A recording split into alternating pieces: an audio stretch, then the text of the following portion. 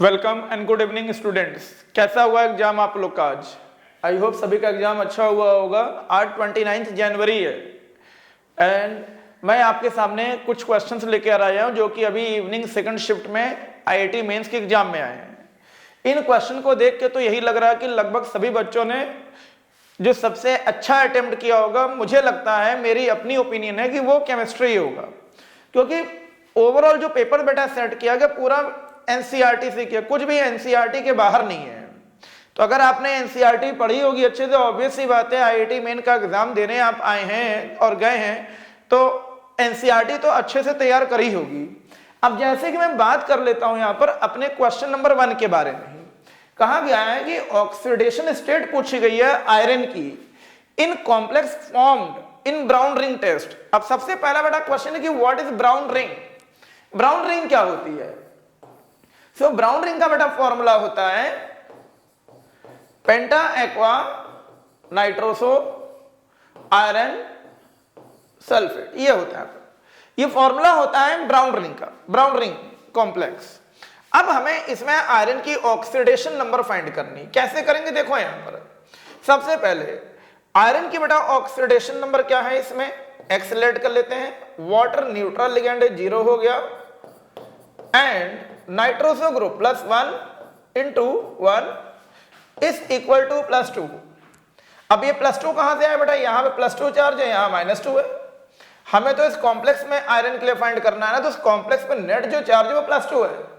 आगे देखिए यहां पर क्या होगा, x + 1 is equal to +2, so x is equal to +1। कहने का मतलब यह है ये जो ब्राउन कलर्ड कॉम्प्लेक्स होता है, ये जो ब्राउन रिंग कॉम्प्लेक्स है बच्चों, इसमें जो आयरन की ऑक्सीडेशन नंबर है वो बेटा यहां पर +1 है। अब आप देखिए कितना आसान सा क्वेश्चन पूछा गया है और इससे डिफरेंट यहां पर क्वेश्चन नंबर 2 की, why does oxygen show anomalous behaviour. इन्होंने पूछा है ऑक्सीजन एनॉमलस बिहेवियर क्यों शो करता है। इसमें आपको 4 ऑप्शन दिए गए हैं। पहला ऑप्शन है large size with high electronegativity. आप सभी जानते हैं electronegativity inversely proportional to size होता है, तो ऑब्वियस सी बात है बेटा ये ऑप्शन तो खत्म हो गया। दूसरा पॉइंट, साइज छोटा होगा तो नेगेटिविटी हाई होगी क्योंकि रेसिप इनवर्स है, तो ये ऑप्शन बेटा कैंसिल हो गया। इसके बाद चौथा भी गलत है क्योंकि बेटा साइज बड़ा होगा तो नेगेटिविटी कम होगी। अब हमारे पास बचता है एक ही ऑप्शन है, small size high electronegativity and absence of vacant डिसब्शन।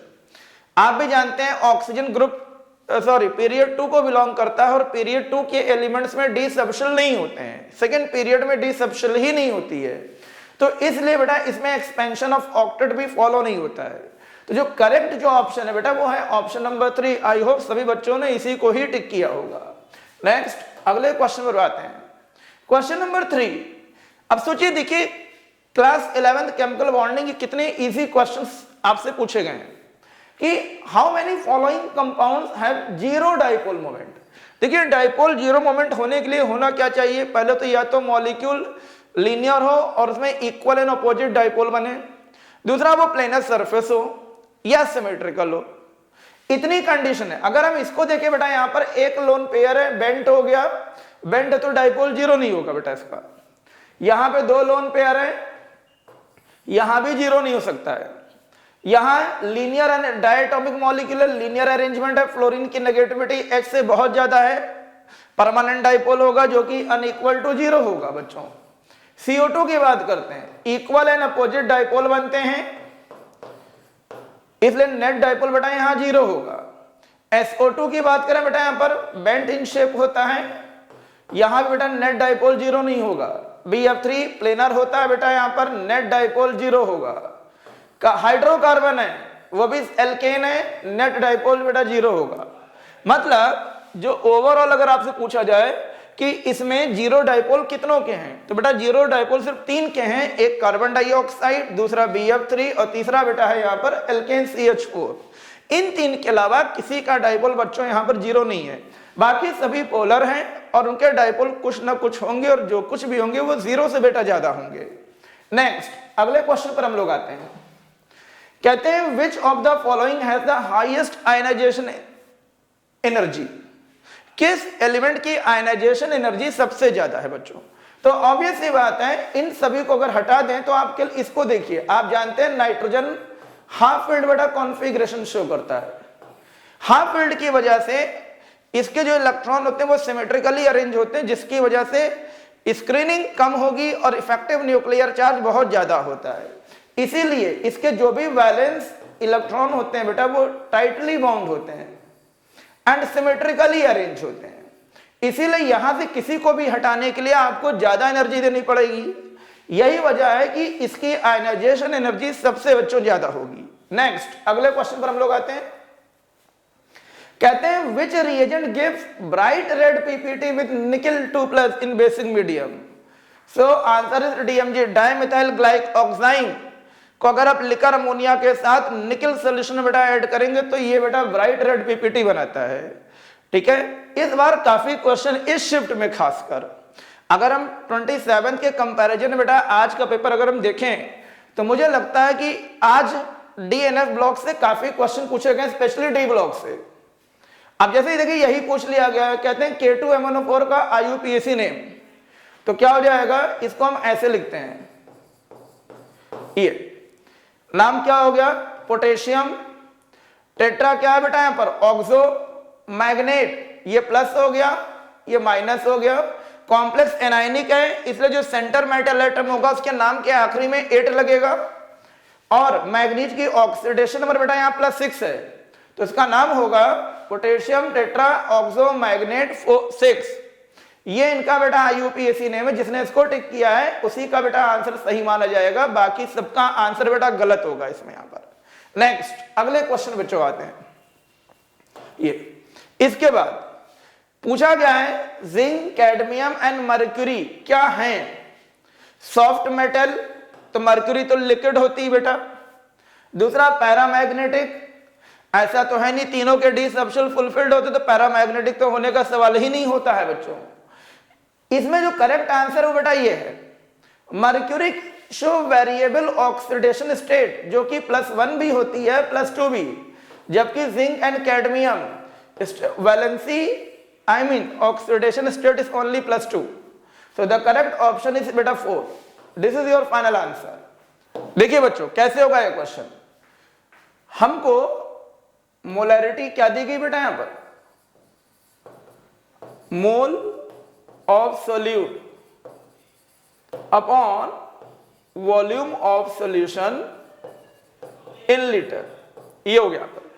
अब देखो यहां पर 1 litre is equal to 1000 ml and 1000 ml में सल्फ्यूरिक एसिड बेटा दिया गया 0.1 मोल H2SO4। ये हो गया यहां पर 1000 ml में इतने मोल सल्फ्यूरिक एसिड है। ये 1000 ml बेटा किसका वॉल्यूम है, वॉल्यूम ऑफ सॉल्यूशन, ये वॉल्यूम ऑफ सॉल्यूशन है। यहां से हम पास फाइंड करेंगे mass of solution. Mass of solution बच्चों क्या होगा इसमें, यहां पर ये होगा वॉल्यूम इंटू डेंसिटी, ये हो गया 1.6 इंटू 1000, ये बेटा आएगा 1600 ग्राम। इसके बाद बच्चों फाइंड करेंगे क्या हम, mass of sulphuric acid. Mass of sulphuric acid क्या होगा 0.8 into molar mass, sulphuric acid का मोलर मास 98 होता है बच्चों। ये कितना होगा यहां पर, ये हो जाएगा हमारे पास कितना 1 लीटर 19.6, ये हो जाएगा बच्चों हमारे पास 0. अगर हम इसकी बात करते हैं यहां पर तो ये हमारे पास होगा 19, एक minute sorry something went wrong, ये होगा 8 इंटू 8 64, 8 इंटू 8 64 एंड 8 इंटू 9 72 + 6 78, ये होगा 78.4 ग्राम। ये बच्चों हमारे पास आ गया सॉल्यूट का मास, ये आ गया सॉल्यूशन का मास। यहां से बच्चों हम फाइंड करेंगे mass of solvent, mass of solvent जो कि बेटा होगा 1600 माइनस 78.4। इसको सॉल्व करेंगे 6 हो गया, 9 में से 8 गए 1 हुआ, 7 गया 2 हुआ और ये 15 हो गया बेटा पर। ये हमारे पास आ गया, ये आ गया सॉल्वेंट का मास। अब हम फॉर्मूला अप्लाई करेंगे मोलालिटी का। मोलालिटी का फॉर्मूला क्या होता है, मोल ऑफ सोल्यूट तो मोल ऑफ सॉल्यूट बेटा हमारे पास कितना होगा, दिस इनटू दिस, इसको इतना ही रखते हैं 0.8, ये हो गया यहाँ पर, ये मोल ऑफ सॉल्यूट हो गया बच्चों यहाँ पर। इसके बाद मास ऑफ सॉल्वेंट कितना बेटा यहाँ पर 1521.6 इंटू 1000। ये तो ग्राम में था, इसको किलोग्राम में तो चेंज करेंगे। ये बेटा इसको सॉल्व कर लीजिए, बेटा हमारा आंसर है। ये तरीका है क्वेश्चन करने का।